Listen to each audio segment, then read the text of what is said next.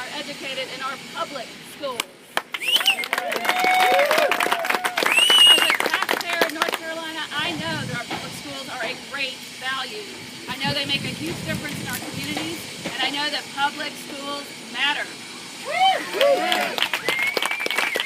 But just like every other aspect, every other division of our society, creating and sustaining strong public schools is always a matter of continuous investment and improvement, so we can stay at the top of our game. We know that because we've done it before. And we know that great public schools come from investments in two things: excellence and equity. Those two things are intertwined. You can't just focus on one or the other.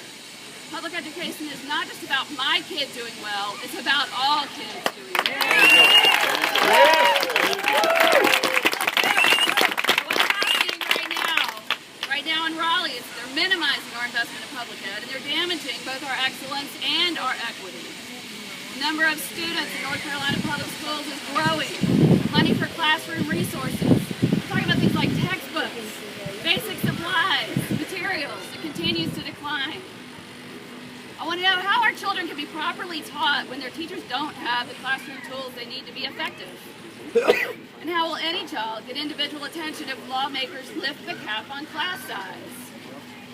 I worry that cutting back on the number of families whose children qualify for pre-K will cause all children to be left behind because so many kids will come to our public schools unprepared to succeed. I gotta say, pre-K investment is one of the key reasons our graduation rate hit 80% last year.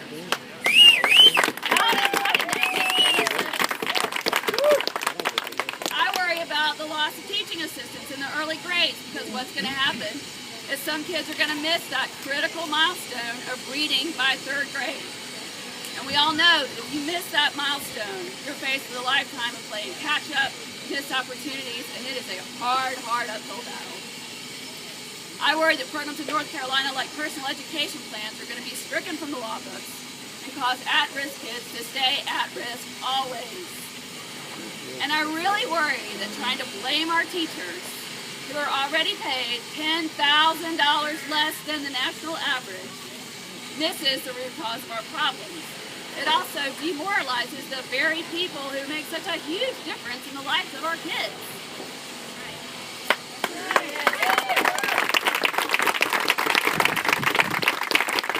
I really worry that school vouchers, whatever you want to call them, tax credits, opportunity scholarships, they're still vouchers. They're going to shortchange our public schools by draining them of really critical resources. And I'm talking about almost $300 billion of taxpayer money siphoned off to private interests, with no accountability and no appropriate oversight. So I worry a lot about this. And I worry that if we don't stem the tide of bad legislation that threatens our great public schools in North Carolina, it's not going to be an attractive state for families like mine, or for job creators, or for any kind of investment. I say this as a product of Mississippi public schools, which, by the way, now outranks North Carolina both in per pupil spending and teacher pay.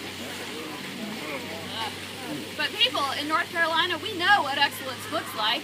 We know what equity looks like. And we also know what it looks like when your state is moving in completely the opposite direction. All of the children who remain in our public schools are going to be left behind if we don't act immediately. Our prosperity in North Carolina and our ability to attract new businesses and new opportunities in North Carolina is going to be pushed back to the dark ages if we don't act immediately. So what can you do? Well, a few easy things. You can follow Public Schools First, and you can follow Western North Carolinians for Public Education on Facebook and Twitter. You can make sure you sign one of these postcards today. They're at the table over there. We'll make sure they get to Raleigh on your behalf.